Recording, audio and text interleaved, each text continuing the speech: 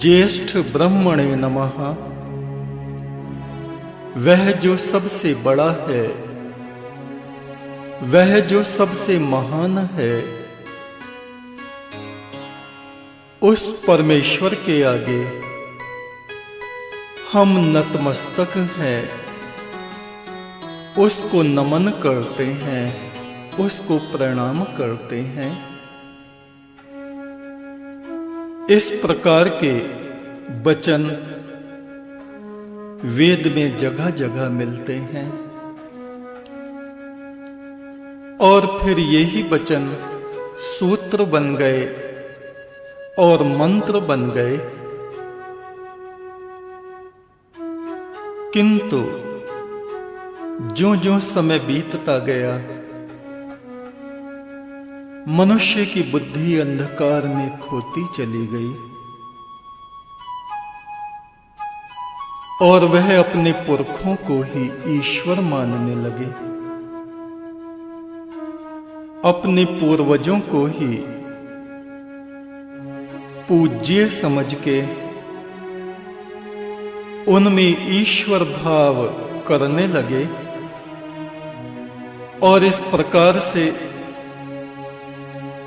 अनेक पुरखों के अनेक मत और संप्रदाय बन गए। एक ईश्वरवाद, एकम ब्रह्म, इसकी राह खोजना कम से कम देवपुत्रों के लिए मुश्किल हो गया। अब फिर समय आया है कि हम समझें कि हमारा वास्तविक आराध्य देव कौन है। कस्मै देवायः विशा विधेमः। वेद के प्राचीन ऋषि जिज्ञासा करते हैं, मैं कौन से देवता की पूजा करूं, कौन से देवता को अपनी आत्मा अर्पित करूं। इसका उत्तर ये मिलता है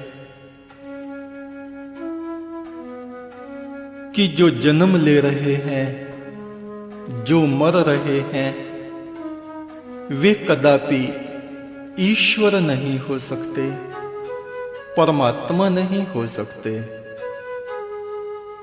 वह पार ब्रह्म परमेश्वर अजन्मा है, कभी जन्म नहीं लेता, इसलिए उसकी कभी मृत्यु भी नहीं होती। आत्मा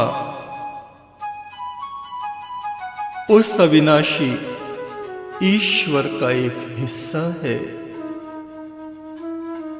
जिस प्रकार परमात्मा अविनाशी है, उसी प्रकार आत्मा भी अजर, अमर और अविनाशी है। और माया जिस प्रकार छलावा है, उसी छलावे का हिस्सा ये शरीर, ये 84 लाख योनियां और ये दृश्यमान जगत है, जो अभी अभी दिखाई देता है और थोड़ी देर बाद परिवर्तित हो जाता है, कुछ और दिखने लगता है। उस अविनाशी परम ब्रह्म परमेश्वर को हमारा प्रणाम है। सांस सांस पे उसको प्रणाम है, लाखों लाखों उसको प्रणाम है, अरबों खरबों असंख्य और अनंत बार उसको प्रणाम है।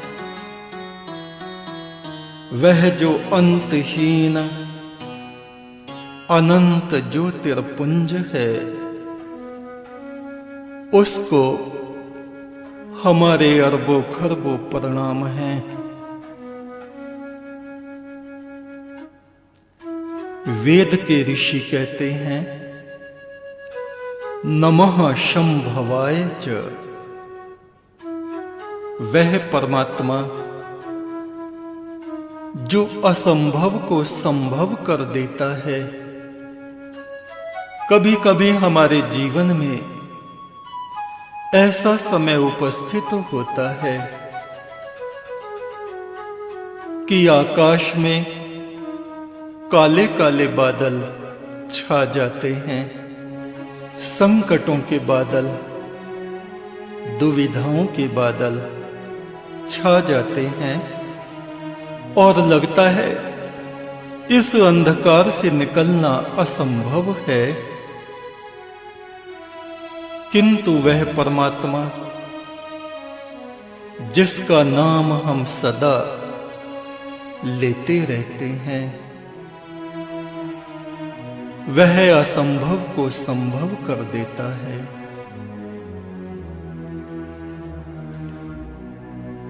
नमः शंभवाय च। असंभव को संभव करने वाले उस सनातन पुरुष परमेश्वर को प्रणाम है, नमस्कार है। मयो भवाय च। और वह परमात्मा जो कि सृष्टि के कण कण में समाया है और कण कण से जिसका प्रकाश झिलमिला रहा है, ऐसे ज्योतिर्मान परमात्मा को हम निरंतर प्रणाम करते हैं। नमः शंकराय च। जो दुख अग्नि का शमन करने वाला, दुखों की आग को बुझा देने वाला परमात्मा है, शांति प्रदान करने वाला है। उस परमेश्वर को हम नमस्कार करते हैं, प्रणाम करते हैं। मयस्कराय च। जो दुखों को मिटा के सुखों की स्थापना करता है, अशांति और द्वंद्व को मिटा के जो शांति प्रदान करता है, उस सुखदाता परमेश्वर को हमारा प्रणाम है। नमः शिवाय। शिव मन कल्याण करने वाला परमात्मा, उस परमात्मा को हम प्रणाम करते हैं जो हर हाल में अपने शरणागतों का कल्याण करता है। कभी कभी लगता है वो प्रभु हम पर विपत्तियां भेज रहा है। उसका ये तरीका हमारी आत्मा को निर्मल करने का तरीका है। संकट काल में हमें आत्म मंथन करने का अवसर प्राप्त होता है। अगर वो हमारा अमंगल भी करता है, उसमें भी जीव आत्मा का कल्याण ही होता है। मनुष्य को वह संपदाएं प्रदान करे तो कल्याण है, और संपदाएं वापस ले ले तो मनुष्य आत्मचिंतन में, आत्म मंथन की गहराइयों में उतर जाता है। उस समय मनुष्य का और भी ज्यादा कल्याण होता है। नमः शिवाय च। कल्याण करने वाले परमात्मा को प्रणाम है। शिवतराय च। मंगलों के भी परम मंगल पार ब्रह्म परमेश्वर को नमस्कार है। असंभव को संभव करने वाले, कण कण में झिलमिलाने वाले दुख अग्नि को बुझाने वाले, सुख शांति के देने वाले, सबका मंगल करने वाले, हे परम मंगल, हे परम ब्रह्म, हे दुखों को मिटाने वाले परमेश्वर, तुझको हमारे अरबों खरबों प्रणाम है, नमस्कार है। सूखी हुई नदियों को तू ही फिर से पानी से भरता है, आप प्लावित करता है। कटे हुए वृक्षों को तू फिर से हरा भरा करता है। बिगड़ी हुई बातों को तू ही बनाता है।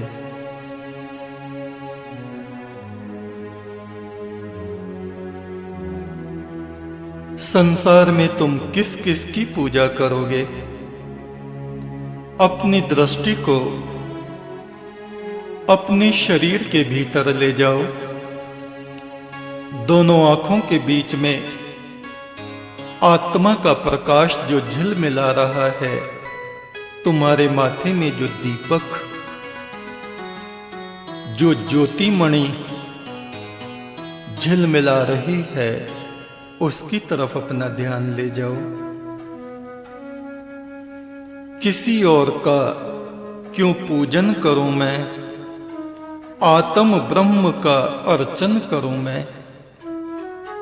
आत्मा में समाये हुए ब्रह्म की उपासना करो।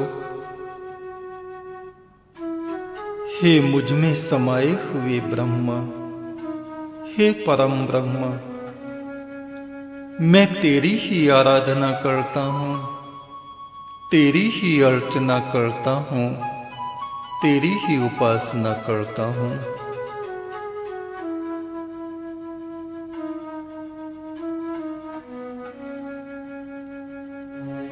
आत्मा के आसन पे वह परम ब्रह्म शयन कर रहा है, सो रहा है।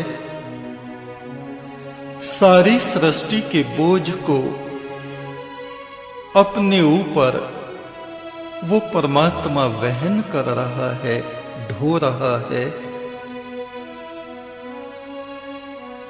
सबका बोझ उठाने वाले परमेश्वर, तुझको मेरा प्रणाम है। गांव का एक आदमी घोड़ी के ऊपर घास का गट्ठर रखे हुए गट्ठर के ऊपर खुद बैठा है और चला जा रहा है। रास्ते में एक वृद्ध पुरुष मिला। कहा, अरे तेरी घोड़ी कुछ दिनों में ब्याने वाली है, इस पे इतना वजन न लाद। उस घास वाले ने सोचा, वृद्ध पुरुष बिल्कुल ठीक कहता है। उसने क्या किया, घास की गठरी को अपने सिर पे रख लिया और घोड़ी के ऊपर बैठ गया। वो वृद्ध हंसा, कहा, अरे मूर्ख, अब भी तेरा और घास का दोनों का वजन घोड़ी के ऊपर है। ऐसे ही हम सोचते हैं, इन संतानों का भार मेरे ऊपर है, इतने दायित्व मेरे ऊपर हैं, इतने कर्तव्य मेरे ऊपर हैं, मैं बोझ से दबा जा रहा हूं। धर्म बुद्धि अगर प्राप्त हो, निर्मल बुद्धि अगर प्राप्त हो, तो मनुष्य